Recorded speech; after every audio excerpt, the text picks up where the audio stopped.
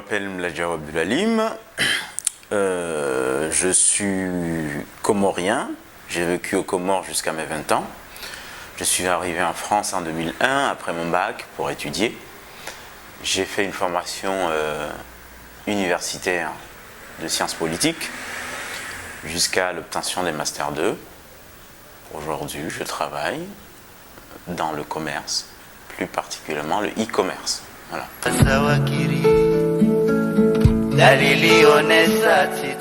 Le cheminement, c'est que, comme beaucoup de gens qui sont dans la diaspora, en tout cas à l'extérieur, je m'intéresse beaucoup à mon pays d'origine. Et j'émets des avis sur beaucoup de questions qui relèvent de la société, de notre pays, de l'État. Et j'ai commencé par les réseaux sociaux. Et comme j'ai toujours dit, il faut aller au bout de ce qu'on fait. Donc, au fil du temps où je me suis rendu compte que ça m'intéressait, que j'aimais ça, que j'aimais donner mon avis, analyser les choses, et que c'est des choses qui me prenaient par les tripes, je me suis dit, la meilleure façon de donner son avis, c'est d'écrire un livre. Et comme j'aime bien le dire, on manque d'élite au pays, sans prétendre en faire partie. Mais pour moi, l'élite, c'est quand vous aimez la plomberie, vous devenez un super plombier. Et quand vous aimez entreprendre, vous montez votre boîte. Et quand vous aimez écrire, vous aimez analyser les choses, il faut vous mettre à écrire. Donc c'est dans cette démarche-là, je me suis dit, j'aime faire des analyses. Et la meilleure façon d'être le plus sérieux possible, c'est de prendre la plume et de pondre des bouquins. Tout simplement.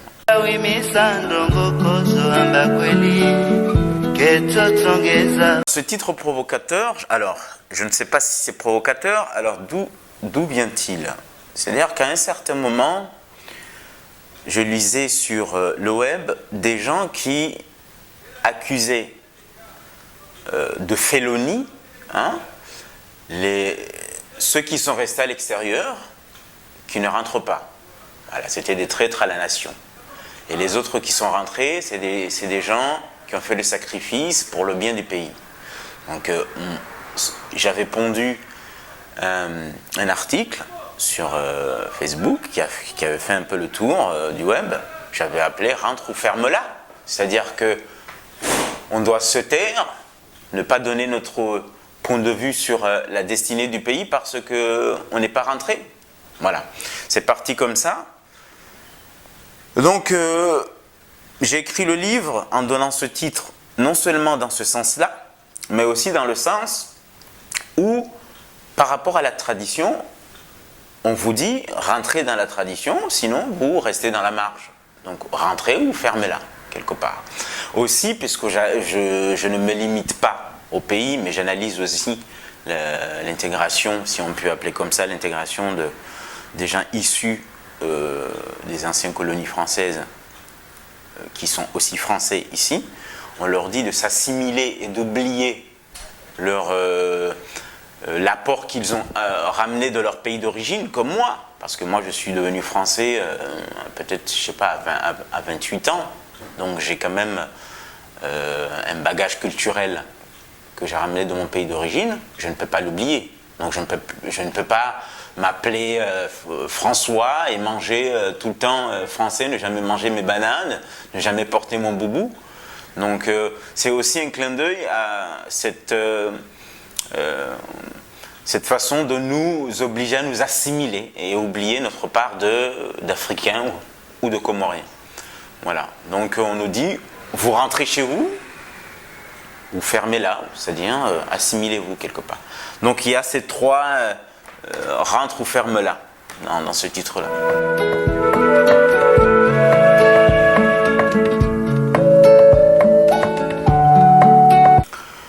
Alors le message, il est déjà dans les déclinaisons du titre que j'ai donné précédemment, mais aussi lui dire que beaucoup entendent des choses, entendent des mariages forcés, entendent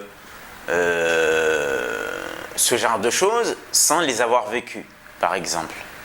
Moi, je pars de mon histoire pour donner comme exemple concret de ce que je raconte, des analyses que je fais. Voilà. Que ça soit de la corruption politique au pays, que ça soit les difficultés d'avoir un visa, que ça soit les problèmes de vivre en France tout seul, sans ses parents, comment s'en sortir en France, que ça soit ce que j'ai dit, les mariages forcés, que ça soit le villagisme, le fait que on est d'abord du village avant d'être de la nation comorienne. Donc, je pars de mon expérience personnelle pour analyser tous ces points qui se résument dans les déclinaisons que j'ai faites de mon titre. Voilà. Donc, c'est une façon de lui dire, ce n'est pas du fantasme. Mon histoire est là pour te montrer que ces choses-là existent.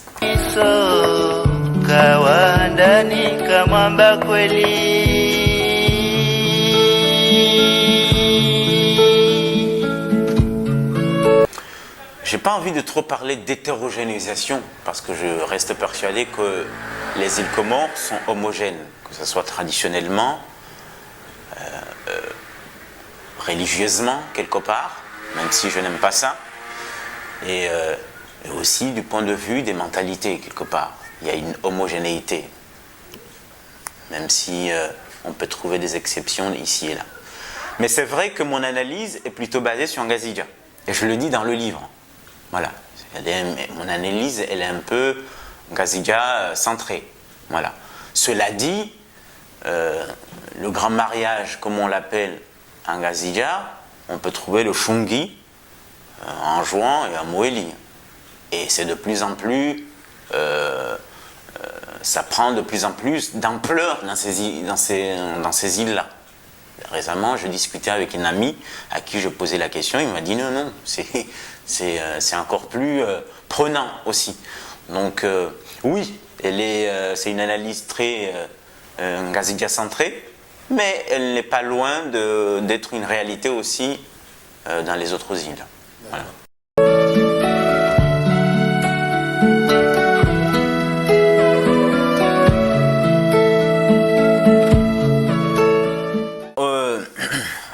Tout à fait. L'idée n'est pas tout jeter. Parce que comme je l'ai dit, ne serait-ce que sur le grand mariage, tout peuple a besoin d'avoir ses traditions pour se définir. Sans tradition, c'est ce qui définit un peuple, une personne quelque part. Mais après, il faut savoir faire un tri, s'adapter par rapport aux réalités actuelles. Le problème aujourd'hui, c'est que, et là je peux être un peu provocateur, peut-être c'est ma personnalité un peu provocatrice, quand Sarkozy disait que l'Afrique n'est jamais rentrée dans l'histoire, il avait tout faux parce qu'il a oublié le grand passé grandiose de l'Afrique. Mais aujourd'hui, l'Afrique a tendance à tourner autour de traditions. Voilà, il y avait une petite part de vérité. Le problème, c'est qu'il n'a pas nuancé par rapport à l'histoire de cette Afrique qui a été cassée par une colonisation. Il a fait fi des causes qui ont fait que l'Afrique s'est arrêtée.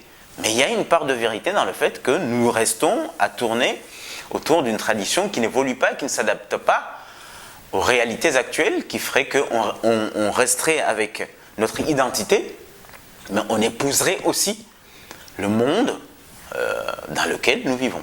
Voilà. C'est dans ce sens-là où je dis on ne peut pas ériger la tradition comme seul et unique projet de société.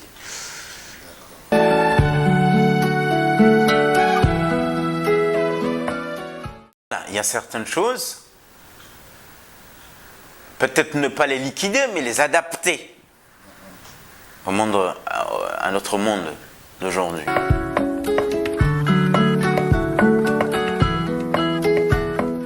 Moi, j'ai toujours tendance à dire que quand je parle des gens, je parle plutôt de cette jeunesse, même si la jeunesse, on ne peut pas la qualifier, parce qu'un des grands problèmes aux Comores aussi, c'est que vous êtes jeune jusqu'à je ne sais quel âge. Vous avez 50 ans, mais on continue à vous considérer comme jeune. J'ai 34 ans aujourd'hui. Laurent Fabius était Premier ministre en 33 ans de la 5e puissance mondiale. Moi, à 34 ans, on continue à me considérer comme un petit jeune. Donc, mais restons dans la jeunesse vague. Voilà. ce qui me... J'ai tendance à dire que nous avons une jeunesse qui est lâche. Une jeunesse qui est lâche. C'est-à-dire une jeunesse qui passe son temps à critiquer ce que je dis là, les choses que j'ai dit dans mon livre, mais quand il s'agit de réagir, lui, dans son coin, quand il est confronté à ces choses-là, c'est le premier à être lâche. Voilà. Donc moi, ce que je dis dans mon livre, j'ai dit que peut-être je serais le plus grand des hérétiques chez les traditionalistes en écrivant ce livre. Hein? Peut-être qu'on va me jeter dans là-haut, dans le feu où on jetait les hérétiques. Hein? Mais c'est ma façon, déjà, de faire cette révolution. C'est-à-dire de dire, et dans mes actes, quand on lit mon livre, j'ai été, à travers mon parcours, cohérent avec ce que je dis dans mon livre. D'accord? Donc il ne s'agit pas d'aller faire la révolution, de crier. Je dis, la révolution passe par les actes que vous adoptez au quotidien. Quand vous voyez des choses que vous jugez non cohérentes, ne vous laissez pas résister. C'est une façon de faire la révolution. Résistez vous-même et dites non, je ne suis pas d'accord, je choisis un autre chemin. Voilà.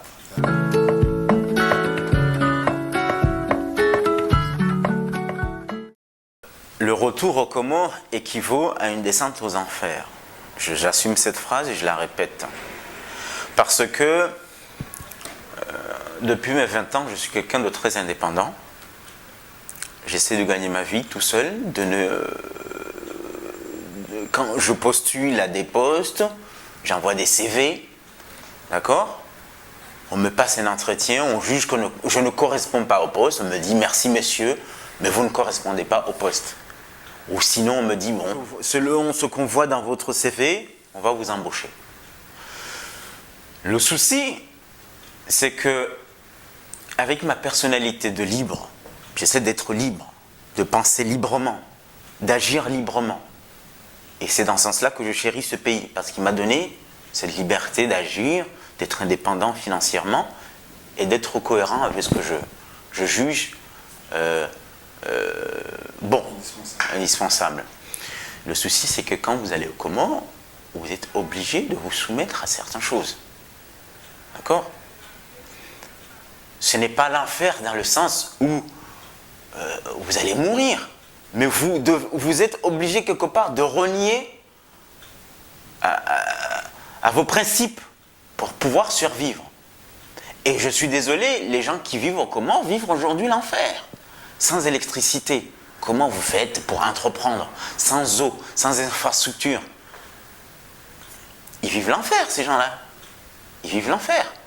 Et ne serait-ce que cela, les gens qui arrivent à vivre là-dedans avec le larbinisme, qui est érigé en tant que principe, hein, et qui arrivent à vivre avec leurs principes, pour moi, c'est les plus grands des djihadistes du monde. Voilà. Donc c'est dans ce sens-là que je dis qu'un retour au pays équivaut à une descente aux enfers. Et moi, je tire mon chapeau aux gens qui arrivent à s'en sortir dans cet enfer-là.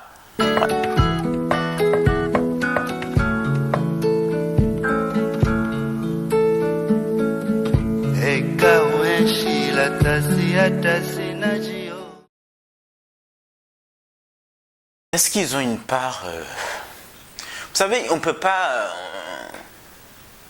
Les gens qui s'adonnent au larbinisme, on ne peut pas leur jeter la pierre entièrement aussi, hein, parce que c'est très dur. C'est très dur de s'en sortir. À un moment donné, le système vous broie, hein, et vous rentrez dans le système. Hein. Donc, c'est pour ça que je tire mon chapeau à ceux qui arrivent à s'en sortir. Mais ceux qui sont à l'extérieur, ce que je ne comprends pas, des gens qu'on appelle des cadres, même si notre guide dirait que c'est des cadres en bois, à la plupart, comme dirait Ibrahim Barwan, des cadres en bois. Parce que moi, je n'arrive pas à comprendre le sens de cadre. Je suis dans une entreprise, j'ai un Master 2, je ne suis pas cadre, je suis employé. Donc je ne sais pas, un chômeur qui a un Master 2 aux Comores, pourquoi on l'appelle cadre au village? Il est cadre en quoi? Le fait d'être diplômé, c'est-à-dire qu'on est cadre parce qu'on a un diplôme. Et donc on a beaucoup de gens ici, des jeunes qui ont 50 ans, hein, qu'on appelle des cadres qui travaillent au relais H. Ce n'est pas que je dénigre le fait de travailler au relais H, mais peut-être il est cadre au relais H. Mais en quoi il est cadre? Et ces gens-là, ça donne, peut-être par la faim ou par la frustration du fait qu'ils n'exercent pas le métier qu'ils devraient exercer, ça donne à une politique. Ils sont là, ne serait-ce que quand on les voit dans les réseaux sociaux à défendre des gens qui ont plombé ce pays jusqu'aujourd'hui, ils les défendent bec et ongle, croyant qu'ils font de la politique. Ils ne font même pas de la politique d'ailleurs. Ils font des statuts, mais ce n'est pas de la politique. Ils ne rencontrent même pas les électeurs. Les gens qui sont ici ne votent pas. En quoi ces gens-là font de la politique? C'est juste... ils sont passionnés par le débat politique, peut-être politico-politicien, mais ils ne font pas de la politique. Donc ces gens-là, oui, participent quelque part parce qu'ils s'adonnent eux-mêmes à ce larbinisme, ici, à donner une virginité à des gens qui n'en ont pas. Hein, c'est-à-dire, oui, ils participent aussi à ce larbinisme.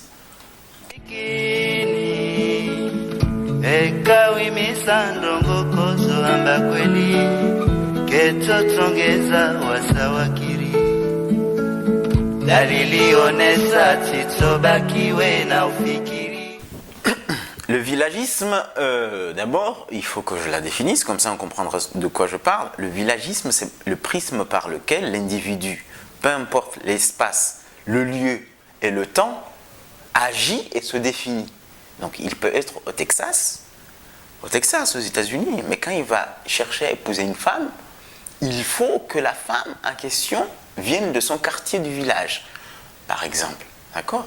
Ses choix politiques sont dictés par son appartenance villageoise. Ok ? Son adhésion à une quelconque association va dépendre de l'appartenance villageoise de l'association. Des fois, l'association, ici, quand vous allez dans une association, c'est une association, par exemple, de lutte contre le handicap. Non, pas de lutte contre le handicap, on ne peut pas lutter contre ça, excusez-moi. D'aide aux handicaps, à la cause handicap, ou la famine. Mais ces associations-là ne sont pas... Alors, ils mettent des noms au développement du village, mais ça ne veut rien dire. Mais en fait, l'idée, c'est de se retrouver entre personnes villageoises. Tu vois ? Entre personnes venant du même village, en fait. Donc, le projet de l'association, c'est l'appartenance villageoise. Moi, j'appelle ça de la masturbation associative. C'est des gens qui s'ennuient dans leur salon et qui ont besoin de se retrouver entre temps, de temps en temps, pour parler de... Après, ils vont nous dire, ils font des projets de développement du village. Quel projet de développement? Aller construire un bangoué pour perpétrer le chômage ambiant, hein, les gens qui passent leur temps dans les bangounis, là, ou limite s'ils avaient ouvert des bibliothèques, peut-être un élève ou un enfant allait ouvrir un livre un jour, mais c'est pas ça leur projet, c'est aller acheter des instruments de musique pour l'orchestre, ce n'est même pas l'orchestre du village, du quartier, d'accord? Et donc, pourquoi l'esprit villagiste est nocif à notre nation? Déjà, c'est à l'encontre de la cohésion nationale. Parce que quand vous vous identifiez d'abord au village, l'enjoiné, vous allez le regarder un peu, c'est l'enjoiné, quoi, quelque part. Hein? L'amtamadi, comme ils aiment le dire. D'accord? Ou l'âme safarini, ou des trucs comme ça.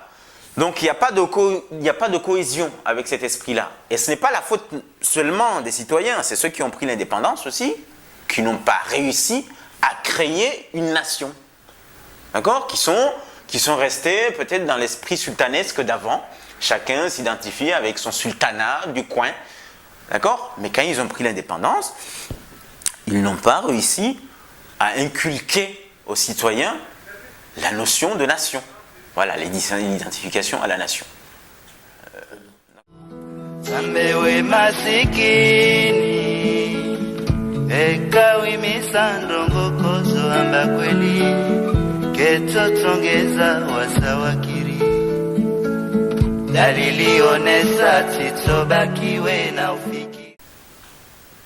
Mais vous avez entièrement raison, c'est dans cela que je dis que nous avons une jeunesse lâche. C'est-à-dire, aujourd'hui, j'ai l'impression que j'ai une jeunesse plus archaïque, plus conservatrice que la jeunesse d'un temps, en fait. C'est extraordinaire, hein. C'est dans ce sens-là que je dis c'est très lâche, en fait. C'est une jeunesse très lâche. Et quand vous émettez des fois vous émettez des... peut-être que moi je suis peut-être plus polémiste, hein, peut-être. Hein, je peux comprendre que des gens n'aiment pas les polémistes. Hein. Mais ils ont une haine quand ils entendent quelqu'un qui prend des positions comme ça. Bueno, la vantara, ou la lanchengazinji. C'est ce qu'ils disent. Il est trop vantard, il est trop... Ah non, je l'aime pas, il est trop quoi? En fait, ce qui les dérange, c'est que vous leur renvoyez à leur gueule des choses, des vérités qui les dérangent. Parce qu'ils s'identifient à cette critique que vous faites, ils ont l'impression que vous les critiquez eux-mêmes. Et du coup, ça les énerve. Ce type-là, il m'énerve. Mais quand vous leur dites, mais pourquoi il t'énerve? Il m'énerve. Il t'énerve pourquoi? Non, il m'énerve. Mais en fait, quand vous regardez dans leur conscient, vous les énervez parce que vous pointez des choses auxquelles ils sont obligés de dire qu'ils les font, ces choses-là. Voilà. Aujourd'hui, on a une jeunesse très lâche, exactement, qui a du mal à s'émanciper de ses aînés. D'accord? Il faut être capable de tuer le père pour être un individu. Et on a du mal à tuer nos pères, à nous réaliser nous-mêmes, à nous affirmer. Voilà, c'est ça le terme que je cherchais. On a du mal à nous affirmer. Ça ne veut pas dire qu'il faut être un malpoli. Hein. Mais comme dirait un ancien bien connu qui est regretté aujourd'hui, qui a été désisté en son vivant, un certain Ali Swali, Adabou Bali, Mastehimbal. C'est comme ça qu'on dit. Ouais. Matsanzimbal, voilà. Adabou Bali, Matsanzimbal. Donc à un moment donné, il faut arrêter avec le Matsanzi et s'affirmer un peu, quoi. Il faut un peu de courage, oui. Mais en même temps, c'est ce que je dis. Moi, on revient au même sujet au départ. Pourquoi je ne rentre pas? Est-ce qu'au pays, j'aurais le courage de le dire? Je me pose cette question. Et c'est en ce sens-là que moi, j'aime ce pays. Ce pays qui m'a accueilli, qui me permet d'avoir une indépendance. D'avoir, même si 2 euros, de les gagner. Moi-même, sans être obligé d'aller faire du larbinisme. Voilà. J'ai les éléments, j'ai la condition qui me permet de dire ce que je pense. Voilà.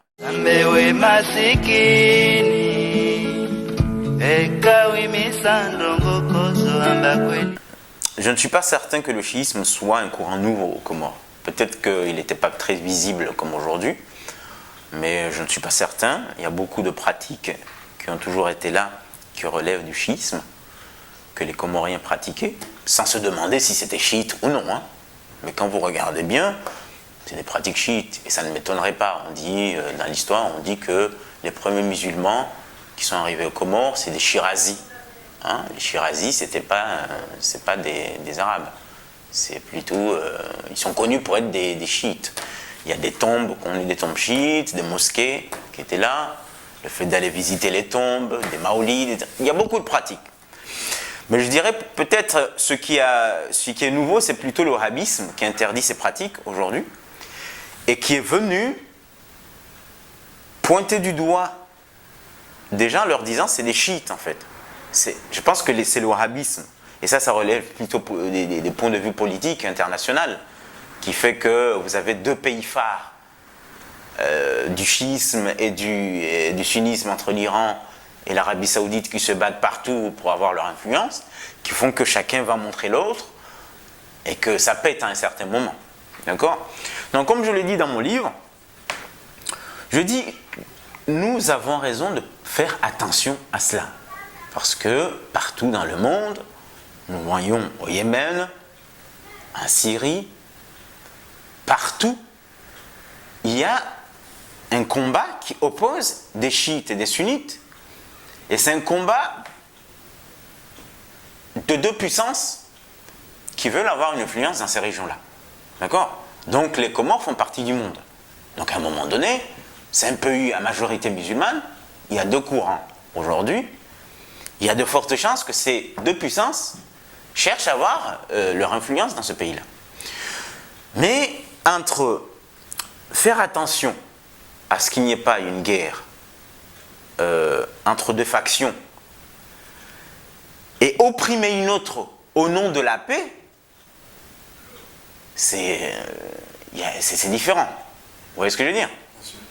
On peut laisser les chiites lambda et les sunnites lambda pratiquer leur religion d'une manière, je dirais, laïque, dans le sens où chacun a le droit de pratiquer sa religion, en toute quiétude, sans déranger l'autre, tout en luttant contre les influences politiques des deux superpuissances concernées.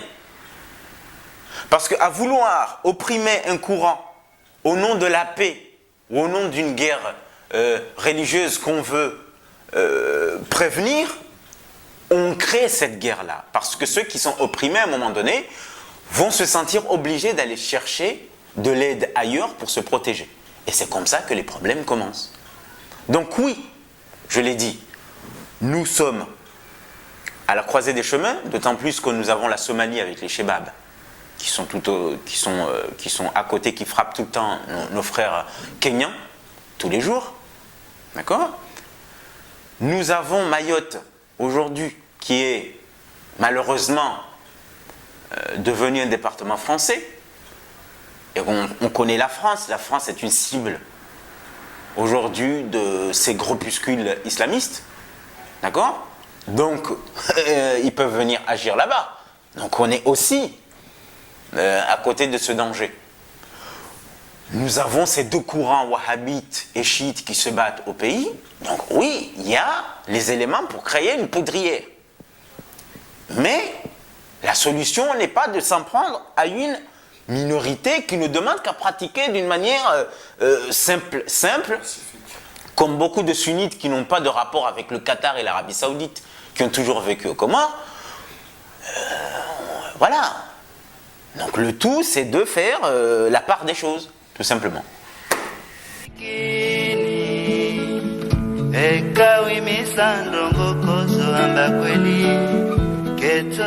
Ça sera plutôt un roman, mais comme tout ce que je fais, j'ai du mal avec la fiction, ça sera un roman mono. C'est une monographie. C'est un récit, si on peut dire ça, un roman qui va parler de. Je l'ai quasiment fini. Je suis en pleine correction. Ça va parler de l'immigration clandestine. C'est les migrants, voilà. Les migrants avec ces gens-là qui traversent toute l'Afrique, le Maghreb, prennent des pirogues, tous ces bateaux de fortune pour arriver en France. Dalilionesa titsobakiwe na ufikiri songizo na mwisongizo na ushinzi ngechuzise zozono nziro dezentamana changage utsangiwa sichende sembio